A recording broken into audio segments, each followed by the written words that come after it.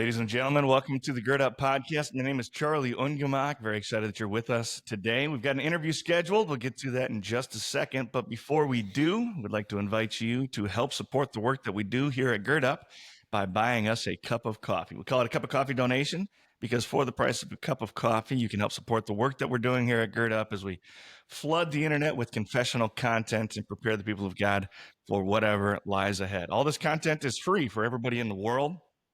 And we do have listeners all over the world. So those of you who have been helping make donations and things like that, you are helping the folks over in other parts, on other continents and other parts of the world get content just like this. So thank you for doing that. Thank you also for making it possible to make a few updates and things.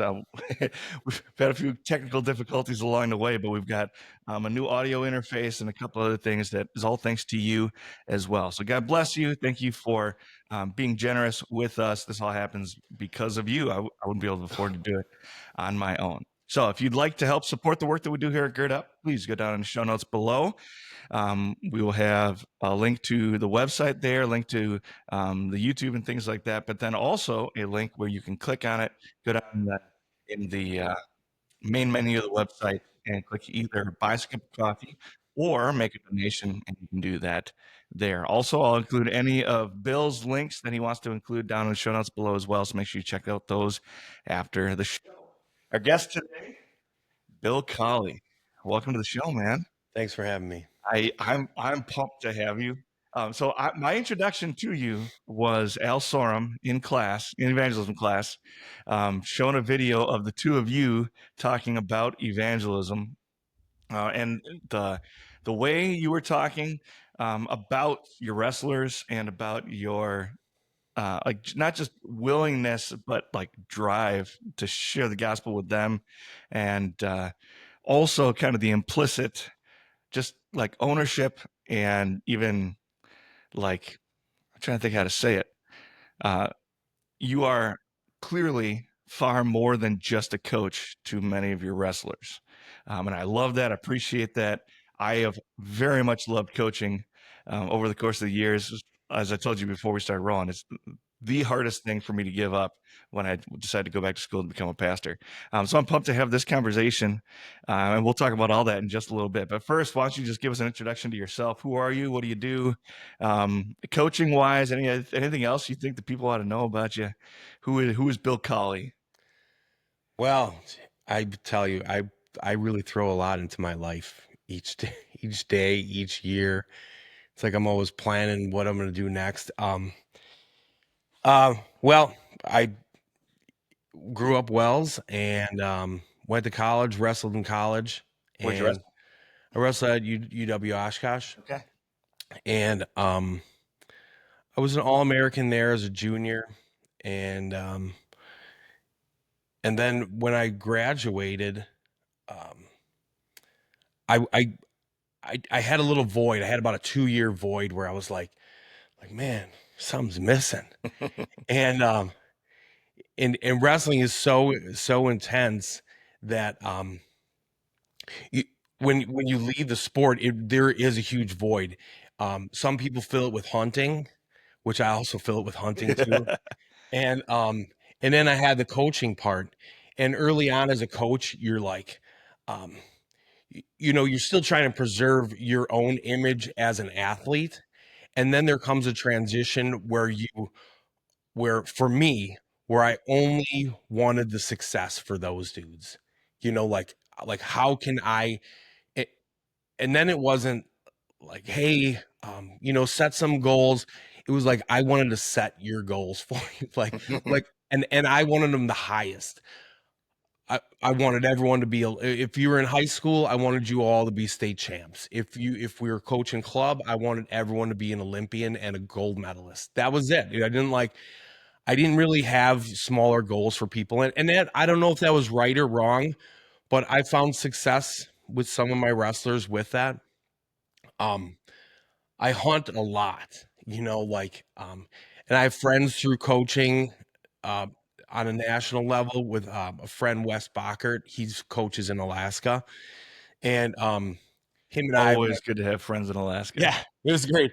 We were on a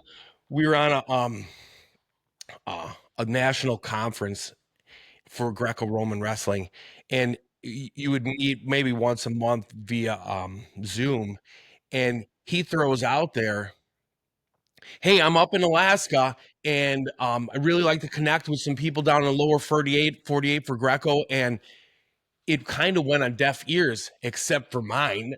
I was like, "Alaska?" I'm like, "Man, like I want to meet this guy, you know?" Yeah. And him and I became really close friends. He's a great coach. Him and I and another guy in our state, we're all close. And we find out later, we're like, "You were a 93 graduate?" We're like, well, in a month of being born. So we have this like bond. But with the Alaska thing, so then I went to Alaska, I've hunted in Alaska a little bit. And What'd you then hunt up there? I hunted black bears with a guy named Tony Hollis, and his son's going to wrestle at Northern Michigan this coming year for Greco. Okay. And so it was great spending time with him, because I want, I feel like his son has some good potential too. And so, yeah, I mean, there's a lot to throw into my life. I mean, I turned 50 in a month. So, we'll have to have a few podcasts, a whole series I love it. on Bill Kahle. I love it. And we I deer love hunt it. a lot. I have a brother and a sister, but my brother and I hunt a lot. I'm a carpenter by trade. I started out as a teacher. And then I was like, man, I can't really make enough money to support a family like this, and I probably could have, but in my head, I felt like I wanted to provide a house, and so then my brother was like, hey, what you should do is you should come work for me. You already do some stuff with me on the side. And so then for the past 17 years or so, I was a carpenter. I branched out from him in 21, right during the pandemic, and started my own business. And not for anything, but because I just wanted to do it. Yeah. Nothing against my brother, nothing against it. In fact, I still do work for my brother. He does work for me. And so yeah, I'm a carpenter then by trade. I've been a member of a Wells church my whole life. Turned my wife into a Wells Oh, the woman. old flirt and convert, huh? Yeah. He did turn her into one, and there was no convincing. She happened to grow up Catholic, but and went to church. They were active, but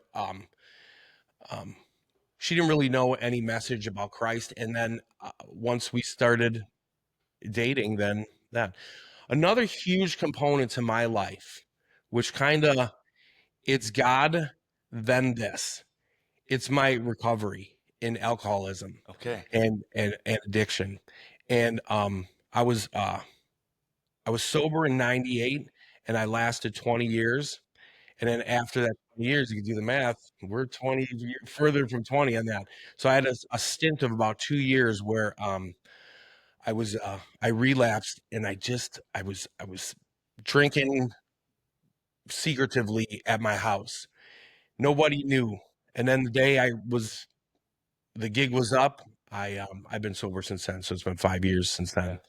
And that really dictates a lot, and actually dictates a lot in my spiritual life too. Because it's an important component. I go to probably 3 meetings a week, run a couple, have some sponsees, and help men become better men in the program too. Yeah. I'm curious.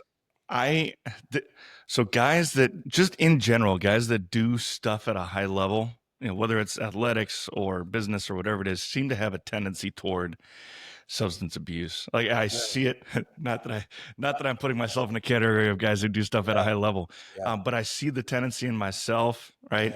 And I see it in some of the guys around me, and you certainly see it in, like I said, across the board, just kind of in guys who are, frankly, otherwise usually pretty high powered, and even like successful driven guys. What do you think it is that's so powerful? Well, there's a few about it? things, everyone has, something might be early on that a lot of times you're escaping from something for a little bit, you just, the grind in your mind of going. Sometimes you just you like a little reward. You'd like a little escape from reality for a moment. And I mean, currently my little reward is I have a cigar at the end of the night out of my porch that I I built. love a good cigar. And a great friend of mine who's our pastor at our church too, Alan Sorum, him and I definitely have some cigar conferences where we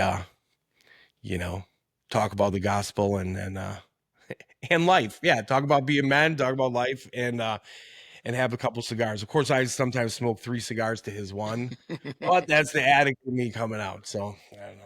Yeah. One of my buddies says everybody has to have a vice. You might as well pick one that you Yeah. enjoy. Yeah. He says it about coffee, but I think cigars would fit the bill too. Yeah. Yeah. I think maybe there's something too about just like the same when you are always like pushing, it gives you like maybe not bigger burdens even necessarily, but that urge to escape, right, also then gets stronger, right? Your problems grow with that. Yeah. Your like when your ambitions don't pan out or when things aren't going as well, I think there's some of that too. It's just an interesting thing to think about. You feel you need a reward then in more aspects of your life. You feel like you need a reward for this, you need a reward for this. And you have to learn a new reward system sometimes, Yeah. Yeah. Or just thinking out loud. I think there's also a certain there's a certain aspect of like emptying yourself. And then how do you fill yourself back up? And it's harder to fill yourself back up in a healthy way than it is to mask the fact that you're empty. I like that. Yeah. Interesting. So you jumped into coaching pretty early after your career was done. Your wrestling career was done. Yeah. How do you end up in? Did you seek that out? Did somebody invite you to be a part of it? Yeah. Well, it's always easy, I feel like, as a wrestler to go back to your hometown and then jump into something, and I won't reveal. Everybody will probably look it up, but I ended up coaching with someone. I don't want to do that to him. I coached somewhere for a little bit for about 7 years at my hometown. And I decided to move into a different direction. Probably the best way to put it. Yeah. And so I decided to move to a different direction. And so coaching high school, most people are familiar with that. They see those wrestlers cutting weight, all that stuff. Okay. Well, then I decided to move to coaching club wrestling, which was a whole different thing, a whole different animal. And it was kids mainly that wanted to be there. And they were the highest level kids in the area. And then we were competing at the highest tournaments in the state, the nation, and then sometimes the world, And I liked that. I really liked it. And I was around some really neat people, some really great kids, great families. And but common theme though for me was that many of them, maybe they were Christians in conversation. I'm not gonna judge. However, there's this aspect, as you can probably see now with club sports, to to be at a event on a Sunday, and I didn't like that. I didn't like that at all. And it was like, I wouldn't even say it was just understood that that's what you just did that, like, hey, we got this tournament, it's Saturday and Sunday. Now, not saying that I didn't partake on a Sunday event out of town, okay, or whatever. But early on, I was like, I don't want to do that. And I was consciously making choices for our family because my son wrestled too, I was consciously making choices that I didn't want to be part of the Sunday thing. I wanted our family to go to church and be together. And you don't know right away how it's going to play out as a dad. You're like, I'm just going to do these things. And it's like lifting weights. I tell people this too. I'm like, lifting weights and going back, especially new sponsees in AA, I'll tell them, lifting weights is like going to church. You're not going to be the holiest person in the church by going the one Sunday. I'm just like lifting weights. You're not going to get jacked arms by by going Monday to Arms Day, like that's not happening. Like you got to just keep going and just keep going with the process. Enjoy the process. Keep going. And I mean, it rolls into a lot of aspects of life too, especially, for wrestling. It was huge because you have so many repetitions and things. Practice is way more important than competition. Training and teaching kids how to train. So all those, and then transferring it over to the church part, I thought was pretty important, and not going to tournament, not choosing other things over than God. It kind of really lingered in the back of my head. I think my wife would have went with the flow where we would have went. But it ended up going to church and is good. And I have a great wife who there's times where, like I'm a little tired on a Sunday sometimes. And she's like, Bill, we're going to church. And I'm like, yeah, we're going to church. Yeah. And I wasn't feeling it. And she picked me up, you know what I mean? Yeah. And there's times vice versa. So, I that's why this, the raising family thing and men, I always feel like it's a 2-person gig, Yeah. we're never as strong as we think we are. We need that helper. I know I need that helper for sure. Searching for it. Yeah. I'm looking for it. Oh, I I'm looking listen, for it. I meet guys like you all the time, especially in the trades and as a coach talking to people. And they'll, they're looking for someone and I'm always like, just wait. Well, And you probably know that. You probably know and that. I also fully understand that I'm a pretty strong cup of coffee. Like, Yeah. I'm a pretty big personality, and I'm Yeah. not the easiest person in the world. Yeah. So I get that. It's going to take. I would rather take my time and find the right woman. Yeah. Right? I don't believe in soulmates or anything like that. I don't think that's the way God put us together. But, or you could maybe say that that's something that you develop over time. I can see that maybe. Yeah. But I would rather be patient and find a real good fit than jump into the institution for the sake of jumping into the institution. Oh yeah. And and I remember hearing this, this was a speech for a couple weddings that I was the best man in. I was like the best man in like 5 weddings. And I don't even know if I was really the best man, but one of the things was, like, how do you know Bill? How did you know? Because I met my wife April Fools, and then got engaged October 3rd, so 6 months, and then got married May 6th. So like almost within a year, we were met and married. And someone's like, how'd you know? I'm like, I'm telling you, you just know.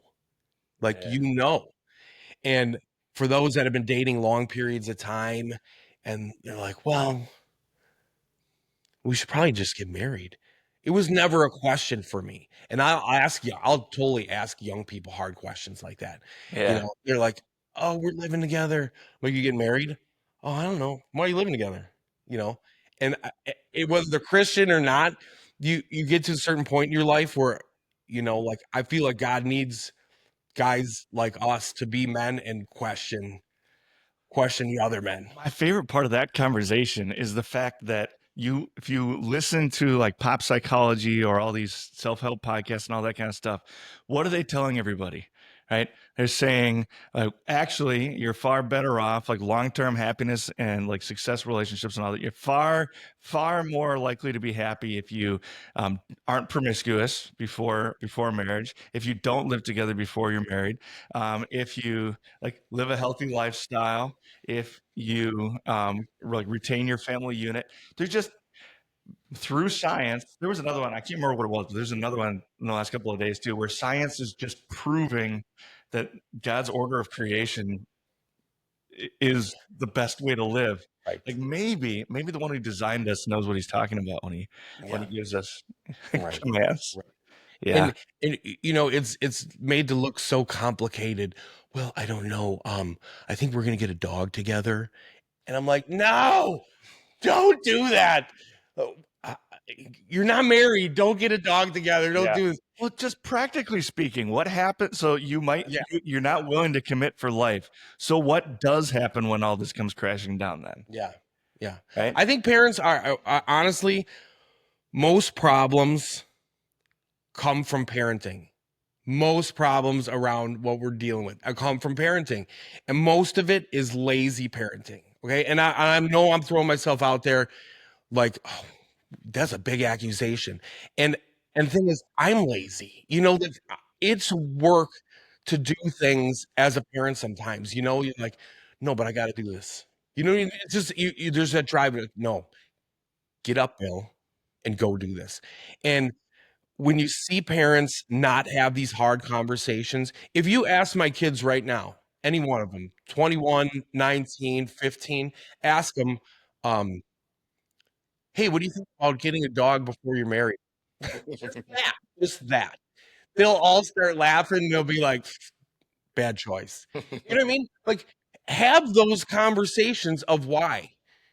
And I feel like as a parent, if you just let's just let them figure it out. Why not share when you crashed? I did that. I got a dog before I was married. We weren't living together, but I had a girlfriend, and we're like, hey, we should get a dog. Will you help sometimes? Yeah, I'll help sometimes. And you're like, man, bad choice. But there's a whole list of those items. What conversations are you having with your kids that you don't think most parents are having with theirs? I'll have sexual talks in regard to what God wants for us. Not routinely, because we don't. They see how I treat their mom, and I think that's a huge thing. They see the respect. Remember, I told you there's gonna be a couple times that you're gonna choke me up. That's one of them. Is when I talk about, the love for my wife, and those are the ones that get me. If you see guys that don't have that love for their wife, oh my gosh, I love it. These are those ones that were. I told you, get me. There's a couple. You got what I want right there. But yeah. If you show, just in how you, I think raising kids is more of like, what are you doing? What are you doing? My kids have never seen me drink in front of them. Not that that's bad. Like that's not bad, but it's good. Mm-hmm. You know what I mean? It's I don't think alcohol is bad. I don't think marijuana is bad. Overindulging instead of parenting your kids, yeah, that's bad. That one's bad, and I've seen it.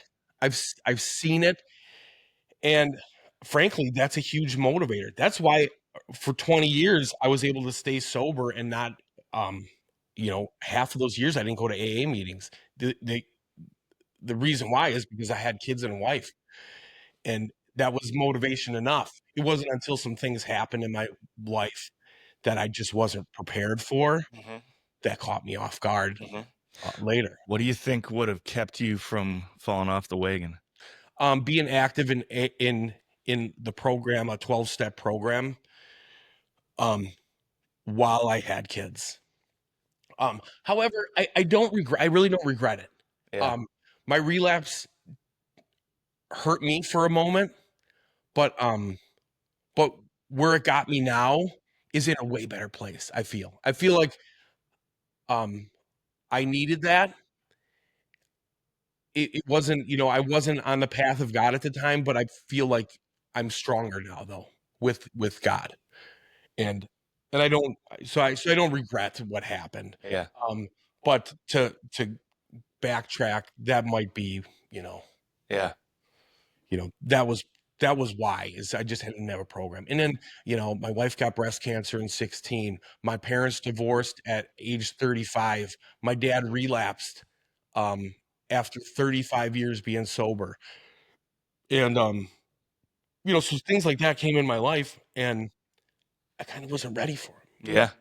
And when your wife goes through breast cancer and goes through all the stuff, like my job is all about her. And things for me just got forgotten. And that was okay. That was my job. Yeah. But I didn't handle it correctly a few years down the line. You know, I kind of buried some things, but I'm good now. I feel I handled it at the time God wanted me to handle it. Yeah. You know? So How do you handle things now so that doesn't end up happening? well, in a program like Alcoholics Anonymous, or I really shouldn't mention the name, but in a 12-step program, um, you'd have a sponsor. So I'll bounce things off of a sponsor, or I talk about it with my wife or something. You know, I'll mention something. Yeah. If it happens to be between us, I just talk to her about it. I don't bury anything. Yeah. There's actually an AA prayer. It's called the nighttime prayer, and it says don't talk about everything, and then share with people. And so I don't know it by heart, but Yeah. I read it like almost once a week, but I don't have it down by heart yet. Yeah, so it's mainly just vocalizing, and talking about it. Yeah. Yeah. Does it? Yeah. We had a conversation with a guy named Chad Bird the other day, who, if you want to know more about him, you got to listen to the episode. But Yeah. he was talking about the idea of a father confessor, which is a churchy term for a mentor or a guide or a sage or whatever word you want to use for it, right? And how I agree with them. I think it would be wise for all men to have one, right? Yeah. Somebody, and not even necessarily one of your best friends or whatever, because I think that actually hurts that relationship. Yeah. But somebody that you can just go to, it's going to die with them. Whatever you tell them, it's going to die with them. That they're not going to use it against you or whatever it is. They will listen. They will maybe even give you advice, but for the most part, they're a listening ear, right? Yeah. And then they'll remember one conversation to the next, so forth. So you can just have those conversations, because when we hide those things that they really start to, I mean, so like he was talking about, he wrote a book about his affair and so forth, and kind of how he ended up, he tore his life apart, right? And then ended up kind of, I don't want to say rebounding or whatever, but eventually kind of got his life back together. To the point where now he's a podcaster and he's a scholar in residence at 15, 17, all that kind of stuff. Like I said, you'll have to listen to his episode. But yeah, he was talking about how freeing it was, as painful as it was to to write the book where he's outlining all these terrible decisions. He found it to be freeing then, because you're not trying to hide it anymore, right? And I've actually talked about on this show. So a lot of these episodes from the earlier episodes are now again an archived podcast. But early on, I talked quite a bit about how much I struggled with pornography. So you know how freeing it is. Just like hundreds of thousands of people around the world know that I struggled. This isn't a secret anymore. And frankly, the temptation, not that it has entirely gone away, but the temptation actually, in my experience, decreased dramatically because it wasn't secret anymore, you know?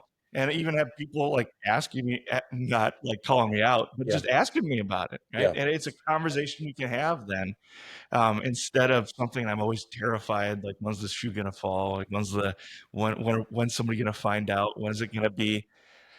What a joy and release to not have to live like that anymore. Yeah. It's interesting when you talk with someone about Christ. I have this with a couple of friends. Their excuse to not go to church or to not follow God is usually like, well, the organized religion, all the people in there, they're doing this. There's churches that are people are skimming from churches, people are doing. And I said, we're all sinners, man. We're just trying to be better today. And that's it. We're not saying we're the better people. And sometimes our minds create this alternative story that they think is going on in the church. They feel like if I go there, they're all going to know and they're all going to point at me because they're better. And you're like, that's not what's happening. That's really not what's happening. The opposite of what's happening. We want to like bring you in, like, hey, come here, come, how you doing, man? You know, and there's this story that you perpetuate, and it keeps you from coming to church, and then compound that with just being lazy. That's real, you know, like, Yeah. like, oh, that's my Sundays, you know, that's the only day I have. And you're like, go to church and try that. Just see how that makes your day off. Yeah. And brings you back to where you need to be. You know, if that's all you do is go to church on Sundays and you know, try that. And, you know, you want to reroute for the week, that'll pick you up. And so, so those are a couple of my issues and I have friends totally. I mean, I don't get real preachy with my friends until those subjects come out, you know, and once they do, then I jump, you know. Yeah. Well, I mean, there's a very small number of places where the entire community that is gathered together is saying, look, I cannot save myself and I need someone to save me.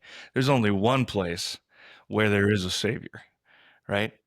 So that's what makes the Christian church properly identified, right? The capital C church, however we want to say that, the invisible church. Yeah. That's what makes the Christian faith distinctive among all other things. Yeah. Is the one place where everybody says, yeah, I'm a screw up and I can't do this for myself, but I have a savior. Right. Everywhere else you go, it's going to be, if you're even willing to acknowledge that you're a screw up, it's going to be, all right, now we're going to help you fix yourself. This is the one place where you find somebody that says, you can't fix yourself and I love you anyway. Yeah.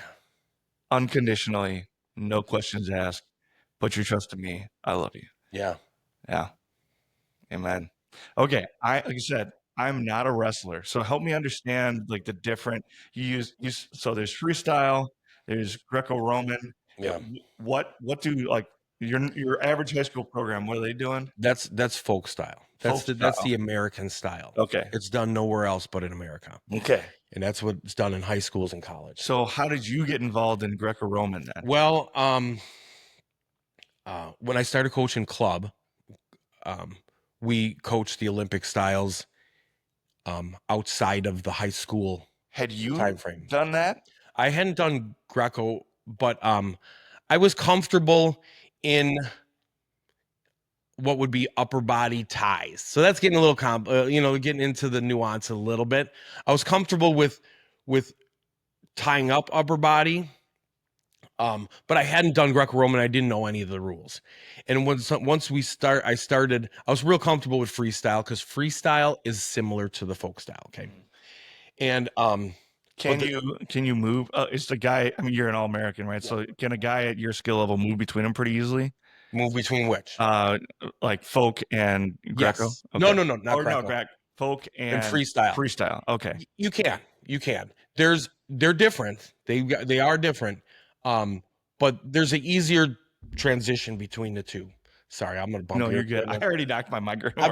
I'm super. Yeah, all good. I'm moving around. No worries. Yeah, you'd almost have to have a seatbelt in this chair. You know?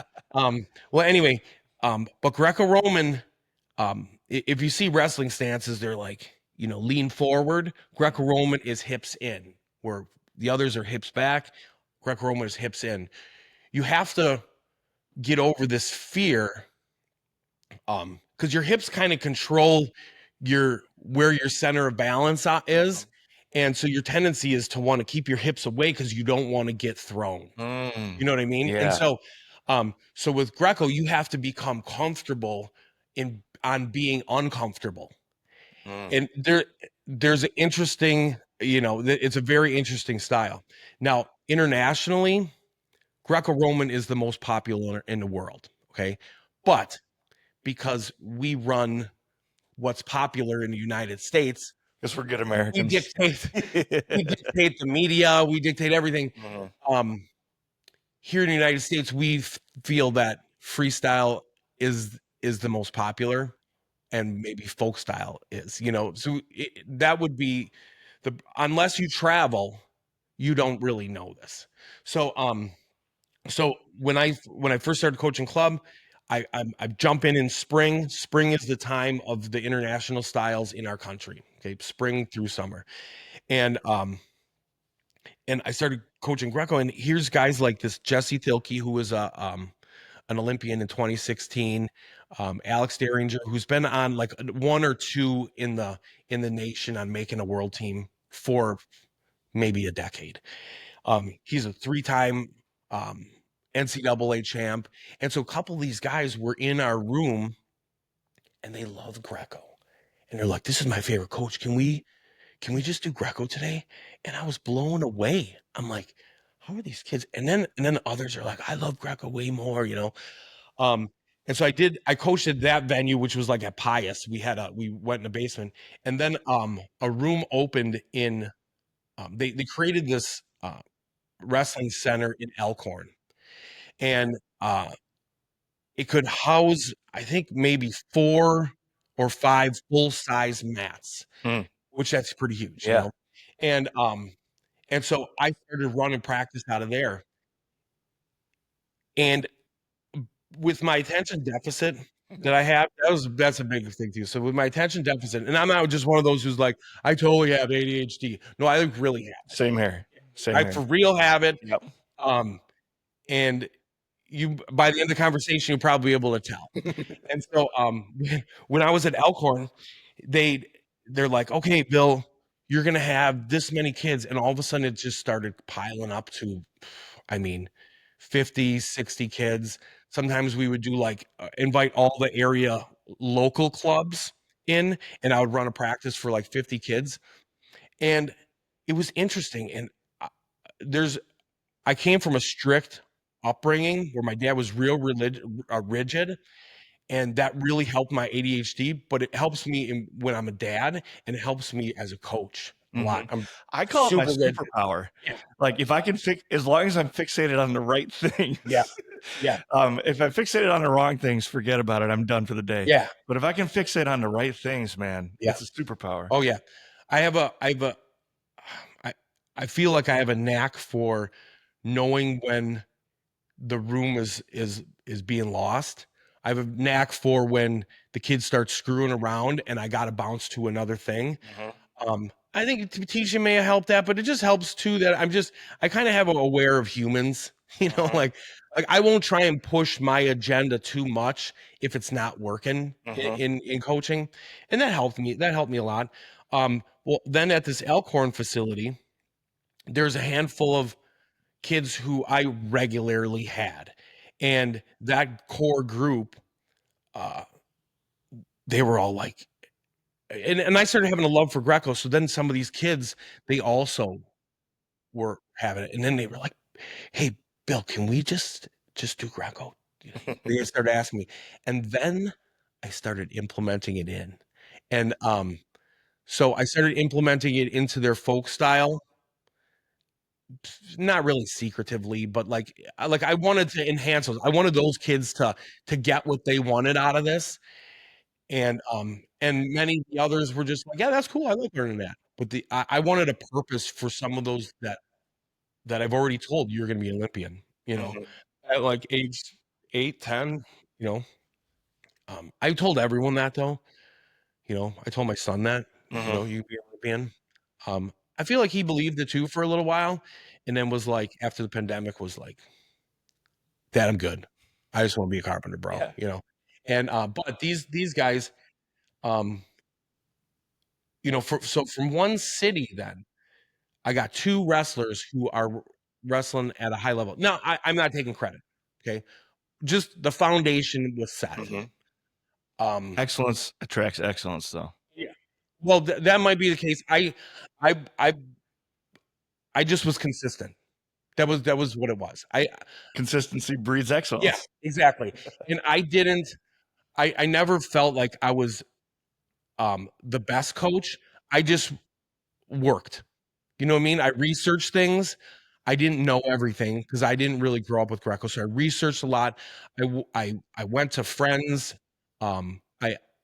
I watched things. You know, I just did a lot of things to try to be a better Greco coach. I created opportunities where they could be with better Greco coaches. You know, like I didn't think I was the Yeah. know-it-all. Yeah. I didn't want that at all. I truly just wanted these kids to be Olympians, you know? Yeah. That- Yeah. See, that's a interesting take too. And automatically, you know, people are going to push back on that, right? And say like, well, why are you giving them false dreams or so forth, right? With my, so we set a goal. This is when I was coaching, when I first started coaching basketball at middle school girls, but at St. Marcus, where you're pulling from a group of like 300, 400 kids. So you have pretty good athletes there. And we set the Yeah. goal of within starting, I mean, because you've got eighth graders down through like third graders playing, right? And so we said 5-year goal was going to be, 20 girls playing, this is girls basketball, playing on varsity rosters somewhere in the city, right? And then, 5 to 10, like it was 8 was the final number we settled on, playing college basketball somewhere. And like I ended up leaving and going to a different school, but we coached for 3 years. They kept it going. Then after that, we had 18 girls playing. Like of that first group, from third grade through eighth grade, we had 18 of them play varsity basketball, and then 3 of them played Division I basketball. One of them's still at Marquette, and a whole bunch of them, I don't even know the number, but it's more than our goal. Ended up playing a small school basketball somewhere. The year before we started and we took over, we won, or the whole program won, I think 6 total games, like the A-team girls, the 7th and 8th grade girls combined. School of like 300 kids competing against schools where there's 90 kids in the whole school. Won 2 games, they played like 30 games and won 2. 2 years later, we're qualifying for national tournaments, and 10 years later, they're all playing varsity basketball.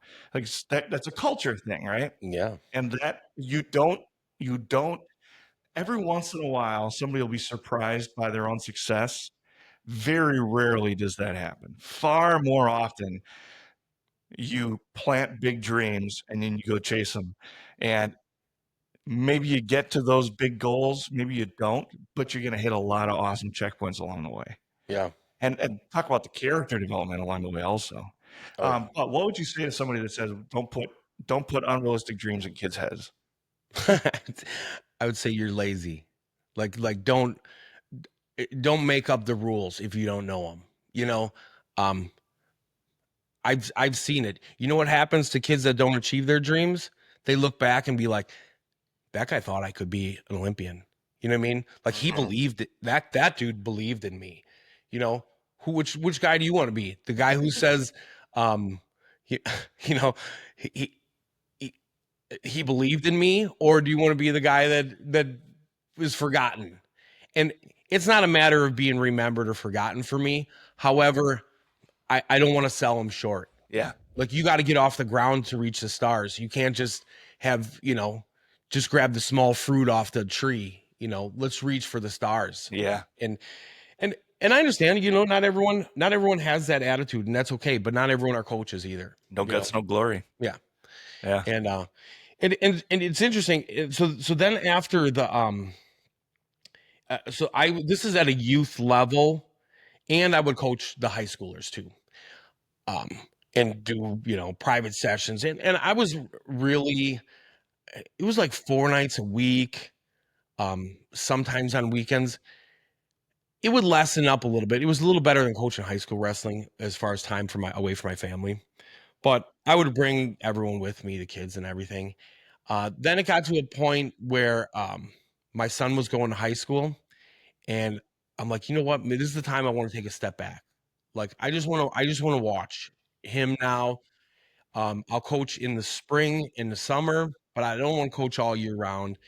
And we did that for 1 year. He was a freshman at Union Grove High School in Wisconsin, and he qualified for the state tournament. He made some great strides. He had some good coaches, and he had a great high school experience. And so did my wife and I, and just being part of the crowd, And I was ready for that. And then after that season, my son's name is Kahle, and then Peyton Jacobson is the 87 kilo Olympian for this year.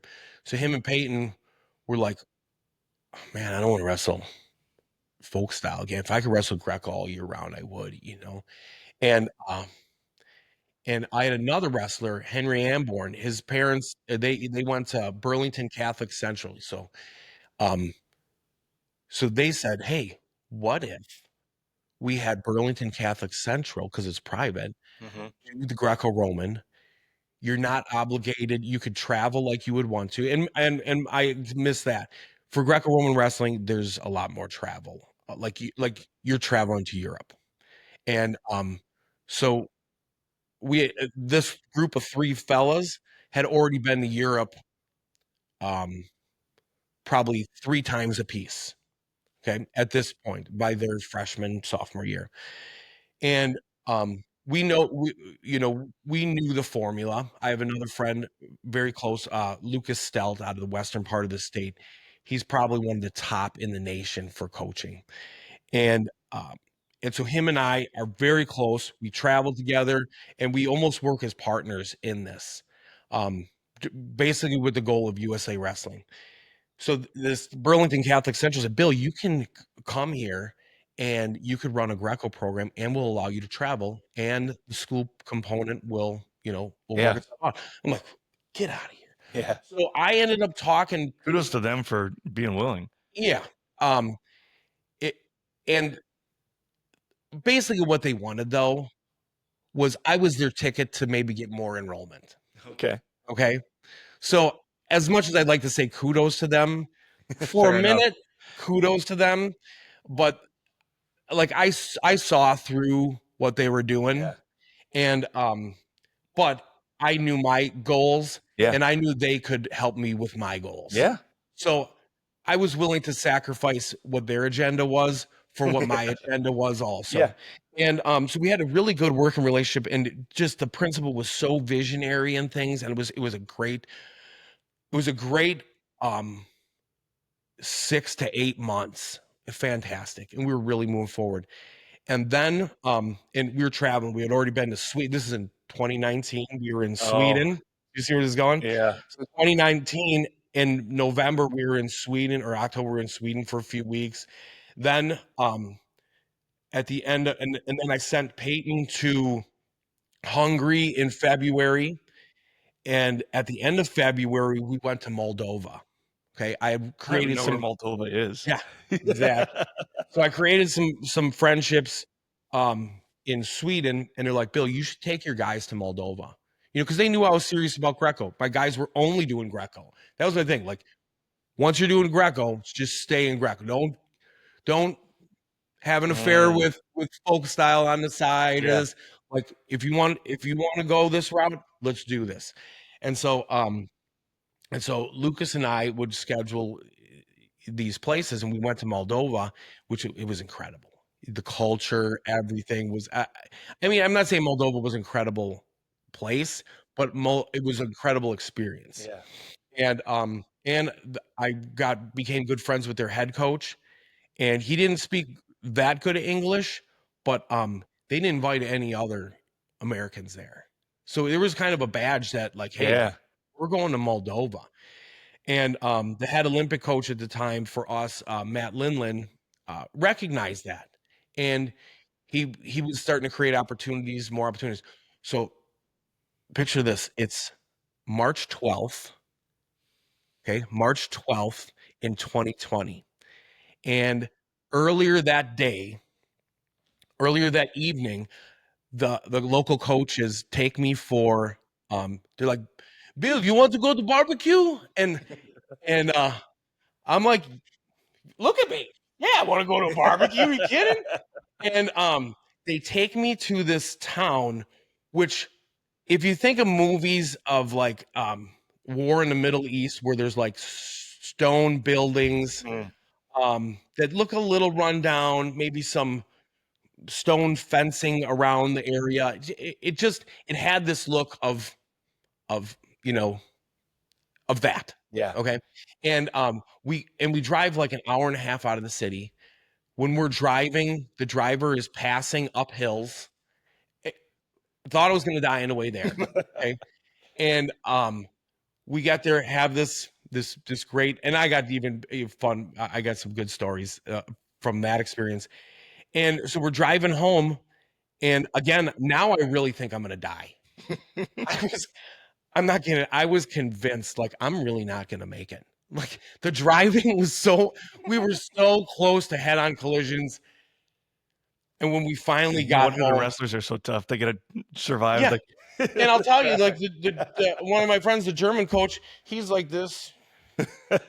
He's out cold. I'm sitting next to him, and I'm like, I don't know how he's doing it.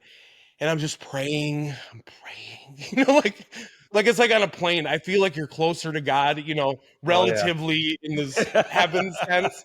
And when you're up there, I feel like there's a real closeness to God because you're real close to dying and you're close to the sky. And so that was how I was. I was like, I was really close to God. So we get home. I can't sleep. And I see my phone going off at about 3 a.m. their time. And I answer it, and it's Peyton's dad. Now, Peyton's not with us on this trip because I just sent him a signal. So, and I'm friends with Peyton. He's like, hey, Bill, Trump just got on the news and said everyone must come back to the United States. They're closing down the borders and stuff like that. And I'm like, what? When? You know, like, huh? And we were going to stay there for like another 3 days.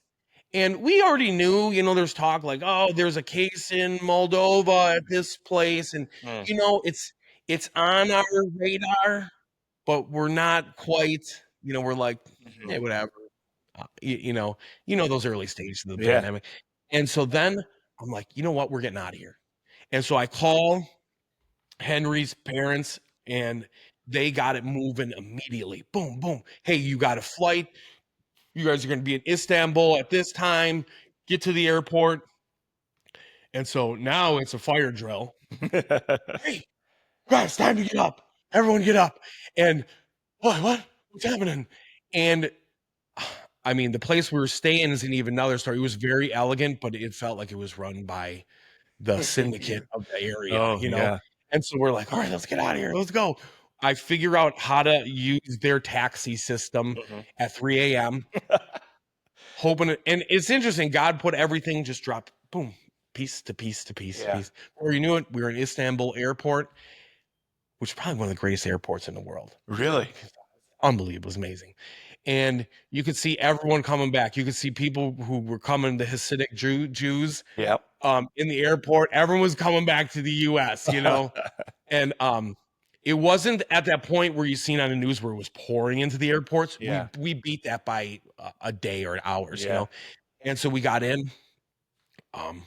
And after that, you know, everything closed down. So we had already had some recruits planned on coming, really high level dudes. And the program was now like starting to get a little traction. Then this happened. And who wanted their kids to go to another high school when, like, I don't really know what's even going to happen. And so it kind of squashed that. And the experience that this school, you know, many schools in their defense too weren't really prepared they didn't know what to do. And this school happened to be, they had a couple teachers who were, I felt like a little envious of what the kids were doing, the opportunity, and they didn't realize what was really happening. And they just thought maybe it wasn't fair, or, you know, and that's a fault of mine. I like mocking people, so I shouldn't have done that. But yeah, they didn't think it was fair, and they punished a couple of our students, like dump homework on, and then say that their grades weren't as good as they were. And it took some interfering in, and I didn't feel like the kids didn't. I would have sent Kale back, my son, but he said, I'm done, Dad. I'm not going back there. I'm like, all right, you're not going back. And so then we terminated that, because then Peyton was like, I'm good too, man. I don't want to go. And they didn't like that, but also it was what it was. Yeah. You know, we parted quietly. I felt like they were miffed on that. But then again, I didn't get the school support I needed. Yeah. And so Well, there's always resistance to new things, right? Yeah. Especially when things are being done like one in a way that Outside people the don't box. right. Yeah. Outside the box is the right way to say that, right? And then when you start seeing success, there's questions of why them, like why not, Yeah. why not me, right? When you, so there's like 18 different ways to ask this question, right? Yeah. Part of me wants to just ask why wrestling, but I'm also really curious, like how has this like international travel and all these international experiences like affected these boys? Like what this is an experience most kids don't get to have. Yeah. What's that like? Well, I don't know if my son yet realizes the opportunities that were created for him. And that's okay. It's just at your own time. You know what I mean? Like that's totally fine. That happens. But it made him a well-rounded individual. When you know what other cultures are, you can call out people who are saying ignorant things about other cultures that really aren't the case. You know what I mean? Be like, nah, that's not really what's going on over there. Like, you know, I've been to their barbecues. all the Russians, blah, blah, blah. And you're like, Russians are a pretty masculine society, bro. You know, just because you see what's going on here, Eastern European men, they're men. They're men. That's why Greco-Roman, I didn't get to that point. That's why Greco-Roman is like the top wrestling style there. Men don't wrestle freestyle over there because men don't wrestle freestyle. You know, because Greco-Roman is hard. You're getting thrown on your head. You're lifting a man off the ground, lying flat, and trying to throw him through the air. Yeah. You know, there's some like real manly stuff going on, you know, and you're getting punched in the face. You know, freestyle, you're kind of like this, keeping them at bay. And I'm not knocking the styles. I'm just, that's the nuances of both of those. Where Greco, you're like, your heads are banging, you're slipping punches. You know, those are the things that happen at high level, and they're tough. And that's what makes those societies tough. Whether that's better or worse, I think that's just based on opinion. I tend to feel like it's better. But again, that's my opinion. What about it is better? I feel like sometimes embracing the masculinity and the men doing tough things instead of trying to find the easy way out is what goes on. You know, I'm still a carpenter at age 50. You know, people tell me like, hey, you should try and figure out ways to do more of the office work. And I'm like, but I don't want to. Yeah. Like, I want to do the hard stuff. I feel like that's going to keep me alive longer. And like, I want to do the hard things. I want to come home from work and be like, that was a good day, man. You know, and that's just me. I understand that, but I feel like that's lacking a lot with men. Men want to take the easy way out. I'm not sure it is just you. I think there's something written into men that, no, I'm going to back that up. I don't think there's something written into men. I know there's something written into men that makes them want to work. And when that's the way we were designed, right? In perfection, before sin entered the world, God said, go work and it'll be a blessing for you. Right. That doesn't change now because sin has entered the world. This is still how we're designed. This is how we're made. And so when men don't work, and I think there's something too also about using your body, right? If you're not living the way you were designed to live, one, I mean, like your outcomes just aren't as good. And two, you were frankly actively defying the creator who put you together this way. Right? Yeah. We weren't made to be sedentary. We weren't made to sit in front of computers. We weren't, that doesn't mean that I spend a lot of time sitting in front of a computer. Yeah. But that's not what we were made for. Yeah. Right? This is just not the way that God put us together. Yeah. So why not celebrate that? Yeah. And I like that. And my buddy Lucas, him and I both embrace that. He's from Western Wisconsin. He owns a transmission business, but he's a high level coach. I mean, And that was another thing too, is surrounding yourself. Like if you have a goal of being this, surround yourself with that. Yeah. Don't surround yourself with mediocrity. Yeah. Don't surround yourself with people who are going to build you up, people who are at higher levels than you, people who you know, like, and build up those friends. Yeah. You know what I mean? Like I really, whoever's my friend, you're going to know. You know, like I'm going to build you up. You're not going to hear how Bill Kahle was talking about you behind your back. You're not, you know, like I value that as a man. Yeah. For sure. Absolutely. Absolutely. Well, let me ask that question now. Why wrestling? There's all kinds of different sports to choose from. There's benefits to all of them. Why should parents get their kids in wrestling? Yeah. Why has wrestling been, I mean, you're talking about like you and the guys you coach with all have other careers and so forth. This is your side gig, right? Yeah. You're doing that at a very high level. It takes a lot of passion. Yeah. What's the value of wrestling, maybe?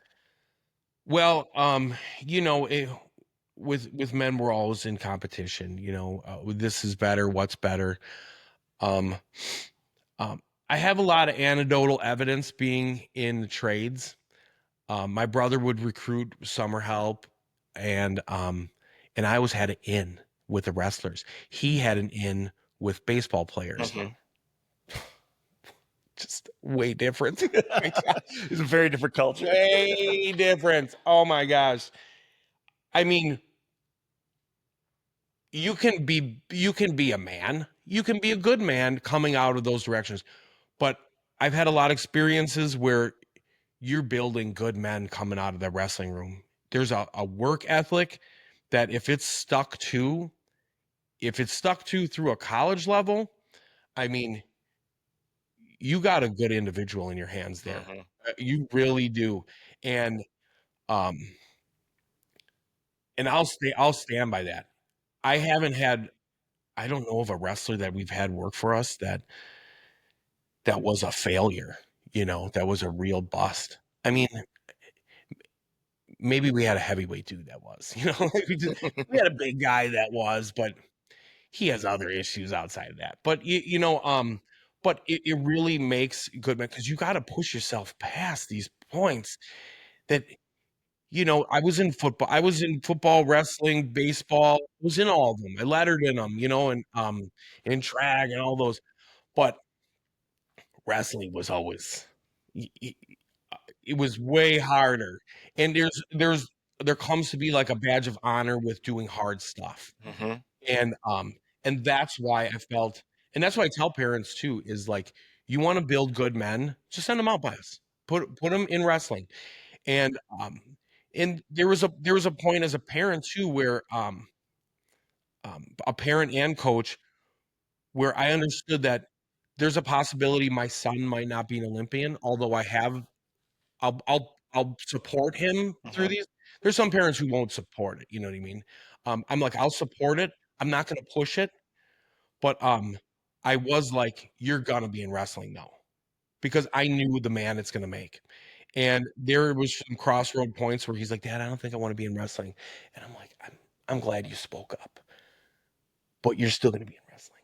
You know, like, but I realized there was other things that I was doing that probably wasn't making it fun enough. And I needed to make it fun. I had to make sure he had friends. And once I started doing those, and I couldn't coach in the vehicle or at home outside of the wrestling room, I had to make sure that everything, I never coached at home anymore. Did I screw up? Maybe there was a couple moments, but I tried to make corrections on those moments. Yeah. Couldn't coach in the field. You don't list off all the crap that went on during practice you think he can work on. During practice, when I see him getting smoked by really good kids, I was all I can do to just be like, just let it happen, you know?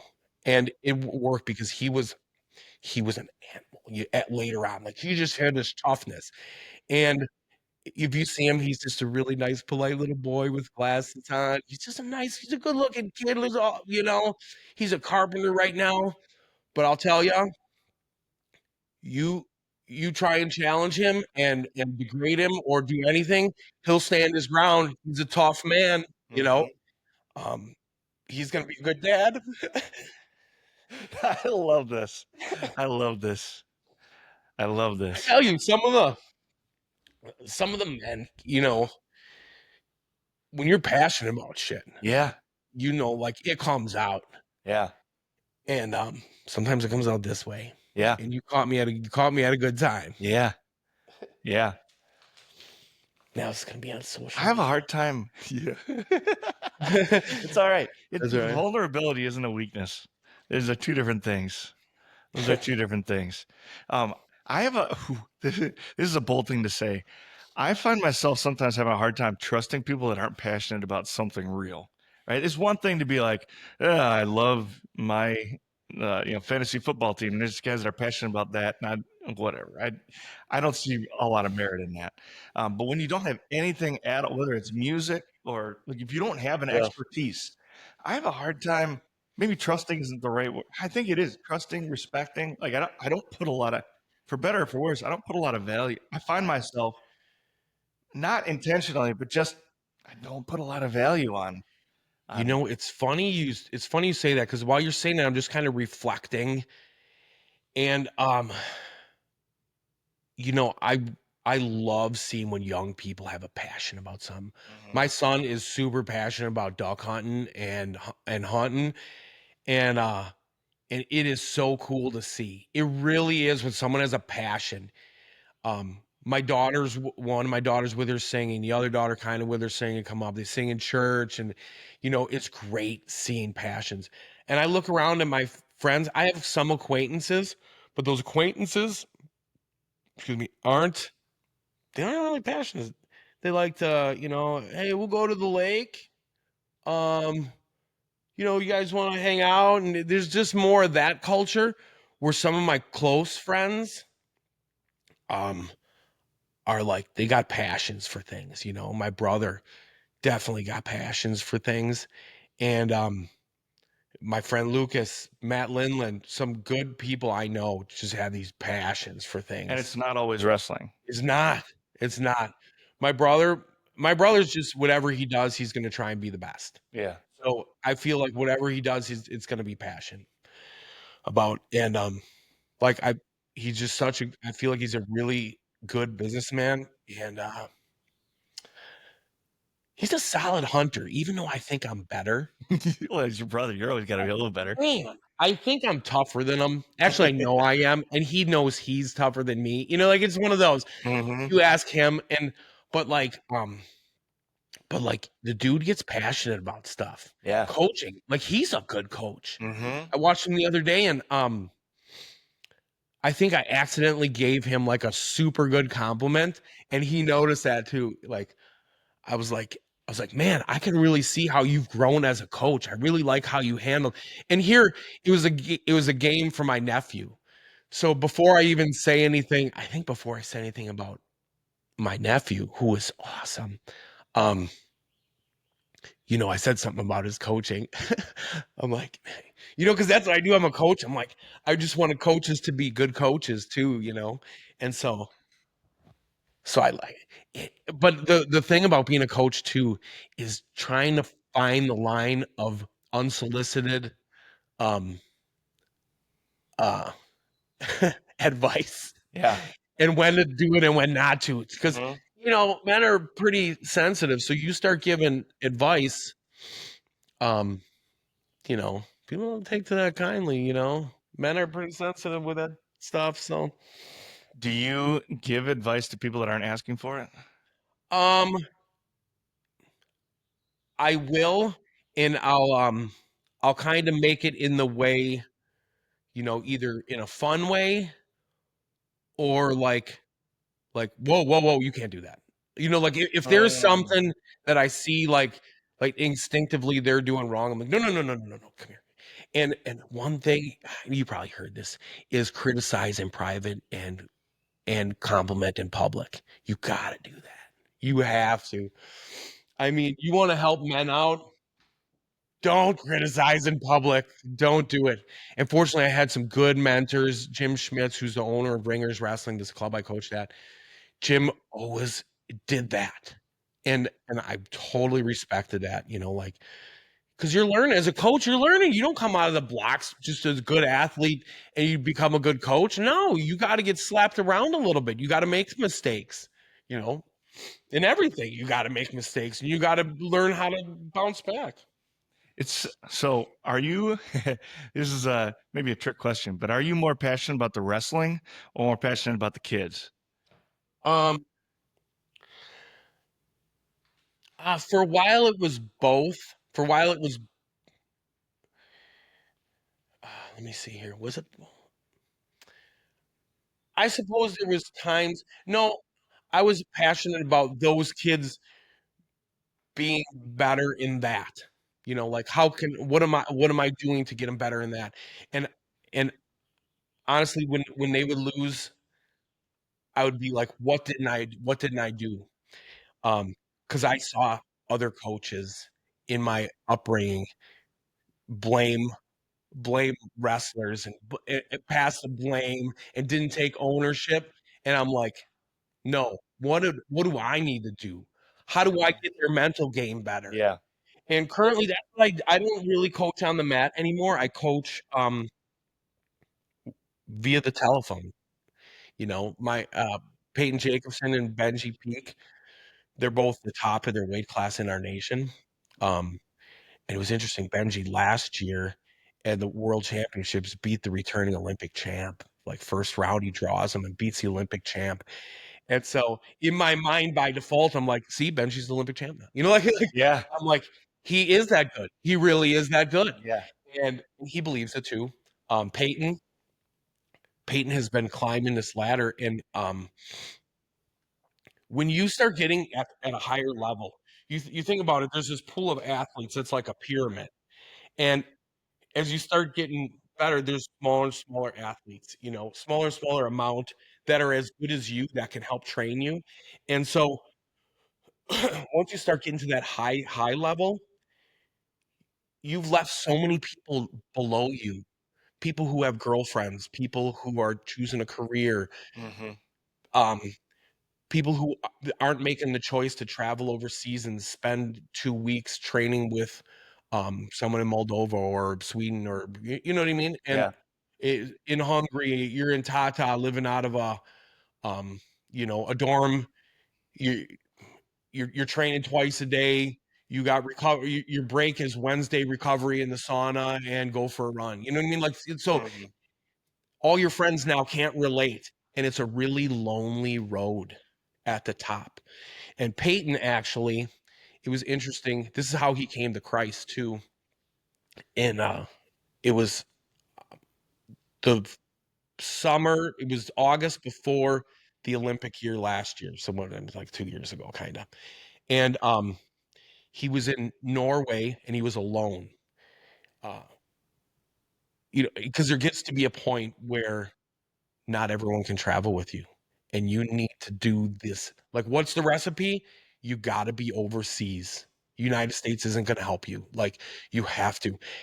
And so now he's at a point in his career where he's got to go on some of these trips alone, and he's alone in Norway. He has some friends on their team, but he's alone. And he's like, I am so blessed. This isn't my own doing. There's got to be someone helping me here. And I remember when he told me about it, it was really interesting. And I was really moved that he, this organically came. And then he had some other coaches, this Jim Grinwald, who, popped into his life at the time too, right then. And he always seen our family going to church. He would ask on Sundays, like, hey, are you going to that tournament on Sunday? And we're like, no, we're going to church. We go to church on Sundays, He's all right, he came with us to, some events. Like if we had a birthday party, we'd rent out the church base, those things he would come with. And he's seen how we were involved with the church. And honestly, as a coach, that's how I showed the word of God. Yeah. I was in a program that wasn't a religious program. So it wasn't for me to go out there and just start beating the Bible with beating the kids Mhm. with Bibles, you know?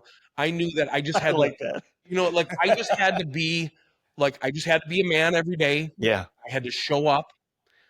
Um, and I felt like that helped out a lot of kids too, is just be like, well, why was he like that? You know? And I think that that helped. Of course, could I have said it more? I probably could have, you know, and that's a fault, you know. Um, but it worked for Peyton, Yeah. you know, and I feel like that was God's plan. And then Peyton started getting more involved with Bible studies on his campus. And then we would talk spiritual, and he always struggled with a little bit of his mental game sometimes. Um, he needed me in his corner a lot, and then he grew some he got some autonomy from me, and he developed close bonds with his coaches up at Northern Michigan University, Mhm. and then some other coaches internationally. And so he was able to really start growing. And he was doing some growth before then, but like I really felt when his spiritual life kicked in that he then he said was then carrying that up to the Olympics, up to the trials, you know. And it was interesting. This was a with Pastor Sorum. I was having a cigar at his house, and I was leaving for the Olympic trials, which were at State College in Pennsylvania. And I was leaving for the trials in a couple days, and so we were just chatting, and I was telling him about Peyton, and I said, "You know what he's like?" And I had been doing a couple Bible studies with our teen group at this time about David, and studying more about David. And you know, David's one of those guys that, you know, people who aren't religious like to say, "Well, look at how bad David was. Do you see how bad his family was?" And you're like, but he was real. Mhm. Like, that was a real dude. Mhm. We're not talking about the life of Christ now. We're talking about, like, a real guy, and unhinged from any rules, how did how do we behave as a human? And then how do we come back to God, right? You know, like, how do we and so How can a man after God's own heart be making all these kinds of mistakes? yeah, yeah. And you're like, "But we're sinners." And God and he just it just shows God's forgiveness too, like, David, I want you back, you know? And David came back. He would always come back. And that was one thing. And I kind of had this a little more of epiphany. It was trying to be explained to me, and I wasn't quite getting that. But what I was really getting was, you know, some early David, you know, the Goliath thing.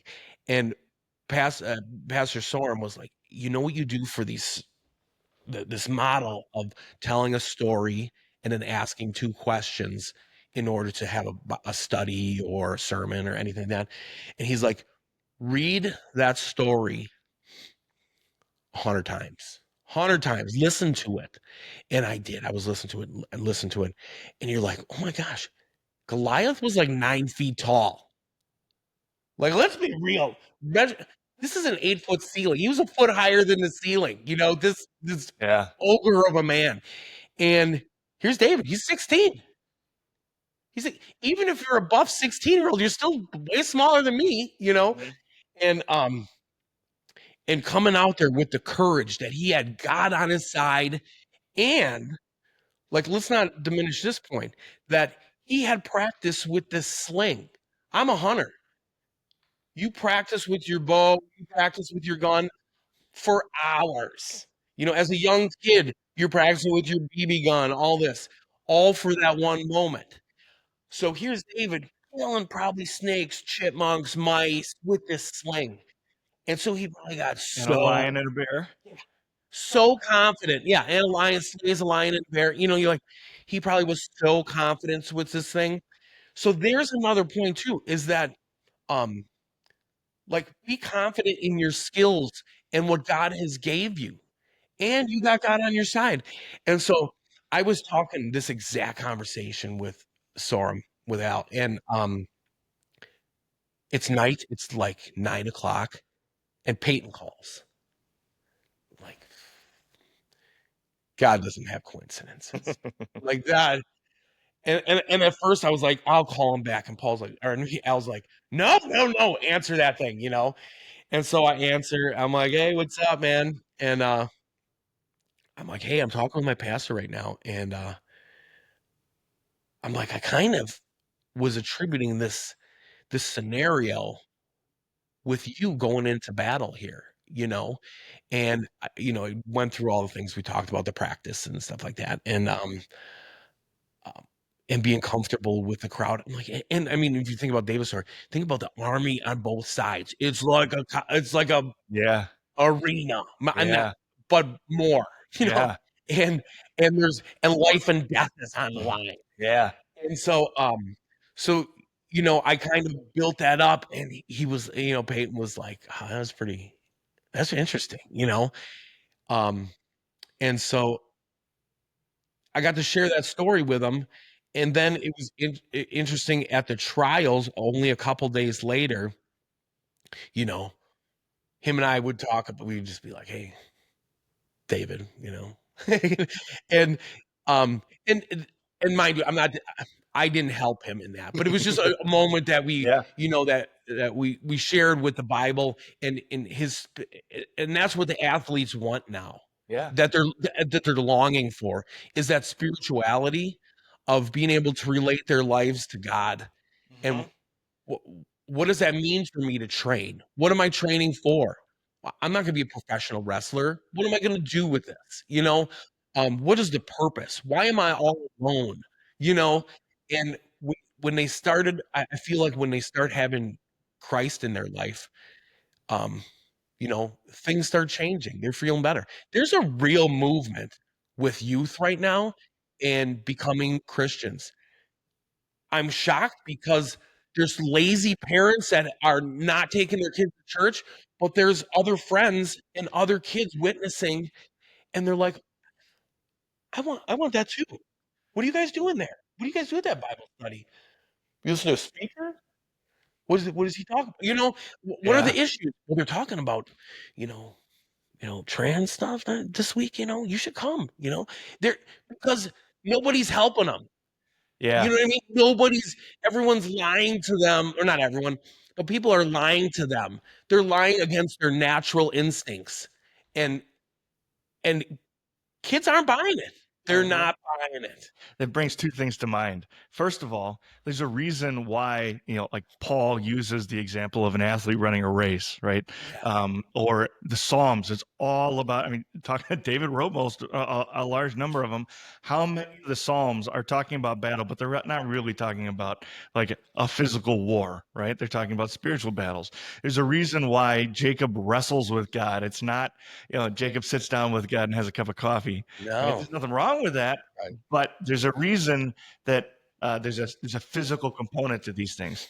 And I think it's written on men's souls, right, by our Creator, that these are the things that we are made to do, that are attractive to us. They're written on our hearts to be doing these kinds of things. The other is, you're talking about like the way David was prepared for this moment.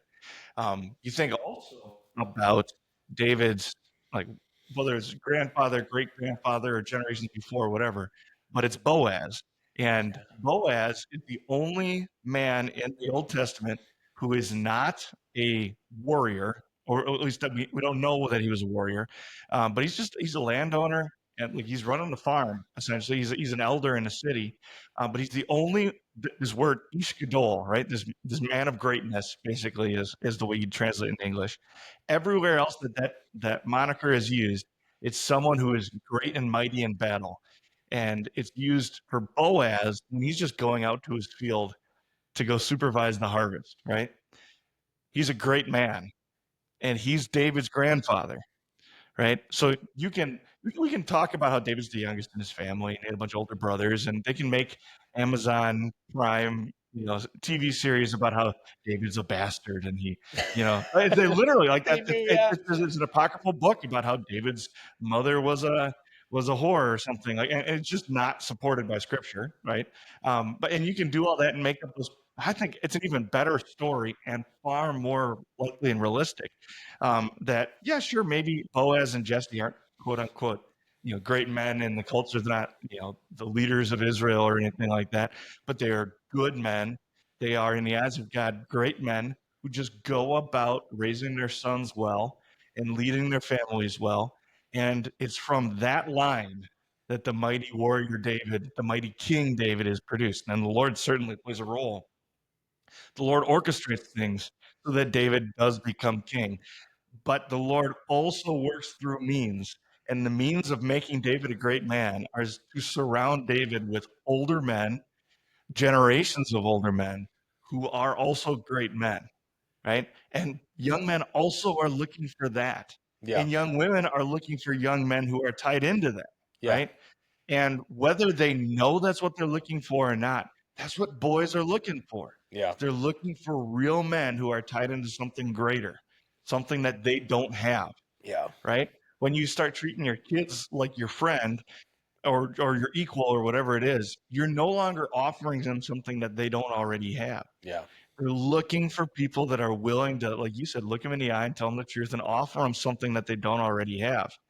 I would love to have the kind of boldness that you earlier said. If you want your boys to be men, send them our way. Yeah. We'll help you out. Like I might not be the whole solution, Yeah. right? But I'm part of the community that's going to help your boy be a man. I would love to have that boldness. I'll tell you, the only reason why I can say that is because anecdotally I've seen it happen, and I'm going to be there. You know what I mean? Like a couple of us coaches, we're going to be there. And stubbornly, and there's some good coaches in the area, There's a guy, Ben Askren, in our area right now. Right down the hill. Yes. Max lives, they run their stuff right down there. Ben is kind of an adversary because they're a rival club, However, I've always respected the dude. Iron sharpens iron. Yes. And recently he's went through some stuff where he had a staph infection, went to his lungs. He had a lung transplant, and it really diminished him for a little bit. And he's bouncing back, and many people have prayed for him, including myself.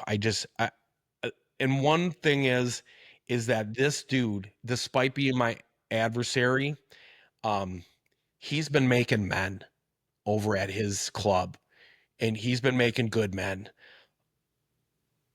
He's a good dad. He seems like a good husband. His wife puts him up on a pedestal. I mean, things that good men, sometimes by the way their wife talks about them, And so, man, I wanted this dude to pull through because he's making good men, and we're in a real shortage of dudes that are making good men. Yeah, absolutely. Yeah, real shortage of that. And I hate seeing it, and that's one thing we like. I don't coach as much either because I feel God has had a different calling for me at this point in my life. I want to be with my daughters more, and spend time with them more, but also there's, I want to be involved with some of the youth a little more on the scripture level and on that side. And I would be more involved with my 12-step program and people who are suffering in that aspect. And I feel like coaching has brought me to be the better dude for those roles at this point in my life. But we're trying to get this little men's group at our church started. And, I'm not looking to change the world. I'm just looking to make my community, just make the young dudes around me a little better. And that's pretty much it. And we always talk about a handful of little things. There's the little things that you do each day as a man that all add up later. If you're going to laugh at this one, but we talk about this one a lot. If you let your wife drive you around, how about that, right? If your wife is driving you around, now I could get flack from that, and I don't care because that's a legit. If you're not running and steering the ship, what are you doing, man? You're on your phone scrolling while she's driving? Like, don't be lazy. That's the biggest thing. I mean, we all struggle with sloth, being the sloth at times, but man, don't be a sloth with being a man, you know? Drive your family. Yeah. Is there going to be a time where, you know, like maybe your wife has to drive for a moment? Occasionally, but yo, drive your family to church, drive your family to wherever you're going, be that guy. There's all those little details. And there's a lot of jokes to be made about women and driving and things like this. It's not about that at all, right? It's not about that at all. It's about leadership, right? And even, I mean, we don't think about it this way, but even just being the guy behind the person behind the steering wheel has a lot of responsibility, right? Why wouldn't you want that to be you? Yeah. Yeah. Interesting. Yeah. Be the guy that is like, when you're in the restaurant, you know everything that's going around to protect your family. Be that guy. Don't be oblivious to life. Protect your family all the time. And you know what? When you're a wrestler, you can protect your family, you know? Yeah. And that's why I really push that too. Is like, you want to be a man, you know, like you have the confidence to be that dude. You don't have to hide. You don't have to. And, you know, I just heard the definition of meek probably a year ago or something. And I used to think meek was like, you know, cowering in a corner, but meek is not that. Meek is like having that and only saving it for when you need it. Yeah. You know? And I'm like, that's what we're teaching. That's how you be a man. You don't flip people off while you're driving. You show grace. And you know, when you need to stand up, you stand up. You know when to shut your mouth, know when to apologize when you were wrong. Yeah. Know when to go back to someone and say, hey, I was wrong, and I'll do better next time. You know, be that guy. Yeah. You know, so. And the best way to teach that is to model it. And the best way to learn that is to surround yourself by people that do model it. Exactly. And then do that and show that to your friends. And it really rubs off. Yeah. You know, one of my friends is very rough on the edges and was not a Christian at all. But I seen a lot of potential in him. It was through the wrestling. I seen a lot of potential in the dude. And I love him. He's cracks me up. And he's really tough on kids, really tough. A little bit different than my approach, but I do respect his approach. Mm-hmm. He's the tough coach, the grinder coach, you know? And I feel like kids sometimes need that one sometimes, you know? And you could tell just over the past 8 years how just me supporting him as a friend and just being a Christian to him, how he's warmed up. You know, how he's made some changes, as well as I've adapted to some of his methods as coaching. Just I brought things in, you know, but like the way you act, it's interesting. As you get older, you know that, but as a younger, you're like, oh, I'll do it my way. But really, the way you act and the way you carry yourself all the time is huge. Mm-hmm. And believe me, I'm on construction sites. My mouth isn't what it is right now during this podcast. I struggle with that. I'm very loose with my language at times. That's another story. You know, that's another obstacle. But, you know, that is me, though. Yeah. You know? And certainly not making excuses for anything. But the mandate in Scripture is being an inoffensive mouth, right? Yeah. So when we talk about cursing and swearing being forbidden, it's using the Lord's name in vain, right? Yes. I'm not going to be blasphemous. If I could high five you, I'd high five you right now. Sitting too far away from each other. We as Americans have put a whole bunch of other things in that category, right? And we're supposed to avoid coarse joking and lewd language and things like that. but then the other side of it is not causing offense. And so you hear you read old Mark Twain books and they talk about not cursing in front of women and children, right? Or not, not cursing in front. That's what they're talking about, right? Is choosing not to be offensive. Now, you don't always know whether you're being it is wise probably well, the scripture makes it clear you should control your tongue. But there is also a time for all the other things too. That there's the sin line isn't always drawn where society draws it. Yeah. Right. And not always drawn where the historical church draws it either. Yeah. You know what I like to say too is about our language is that, or if they're like, oh, you shouldn't use that word all the time, Bill. I'm like, I don't use it all the time. But when I need to emphasize a point, I want you to know how strong this point I'm making is. Like it this one deserves an F-bomb because it is strong. I feel strong. And you know, I'm respectful. I don't throw that kind of language around, the women and children. I don't do that. When I was coaching, it would be very slim that I'm going to throw one down. And actually, there's a rule in Ringers Wrestling Club that there is no swearing as a coach. You control your language like you control your body, But on a construction site, sometimes there's like, get up, no, because life or death is at the line sometimes. You're going to love this, and this is a little crude, but I think you're going to like this. I'm not a scientist, so if this isn't quite accurate, don't bash me too hard online. But I heard once that the chemical, like the endorphin release in your brain when you use foul language like that is very, very similar to the endorphin release when you masturbate. All right. So actually, the reason we curse when we get hurt and things like that is you have a dopamine release, then it actually makes you feel a little bit better. I got you. So then when men are walking around just cussing all the time, what they're doing is they're chasing that dopamine release, but because they do it all the time, they're not getting the same benefit from it. So it's a really crude way to think about it. They're methed out on swearing. Yeah, right. So you're just walking around, just yep. Oh, yeah. That'll put a cap on you.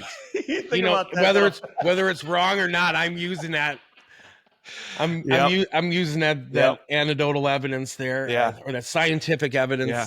Well, but you said controlling your mouth the same way you control your body. Those two things are tied. Yeah, those things are very closely tied. Yeah, and with wrestling, because it's so physical, it's so brutal. I mean, football's super brutal too, and but you got to know how to control it. Yeah. And I'll tell you, I know a lot of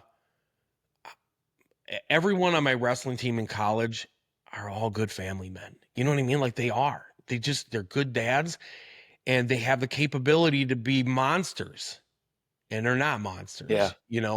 Some of the highest level wrestlers I know who could be monsters are not monsters.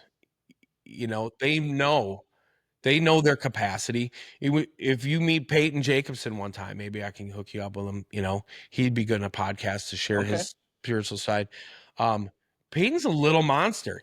He was only like 60 kilos, was 132 pounds as a senior. He's 87 kilos. He's like 190 right now, 5 years later. The guy works out, and I mean, there's no argument why he's an Olympian. To see the hard work go in, and the capability. I grabbed his hand the other day, and I have construction hands, so I know my hands are strong. I grabbed his hands. I felt muscles in his hands, like he like flexed on me with a handshake, and I'm like, holy cow! I've never shook a hand like this before, And my boy is getting strong. I mean, I would throw out there that he might be one of the strongest in the world at his weight class. Like, not amongst the Greco-Roman wrestlers at his weight class in the world. I mean, this dude, he does not miss. Yeah, He's interesting. Awesome. Well, you said it at the beginning. We could talk for hours and hours and hours. Yeah, I love it. But we're running out of time on this one. So thank you, Bill, for coming on the show. Glad to have you. We'll have to have you on again. I want to talk to you more. I think I got some We'll things do a to learn part from 2. you. Absolutely. For sure. Absolutely. We'll make sure any links that Bill has for me, I'll put them down in the podcast notes below. So go ahead and check out all the things that Bill's doing there. God bless all of you. We love you. And we will talk to you again next week.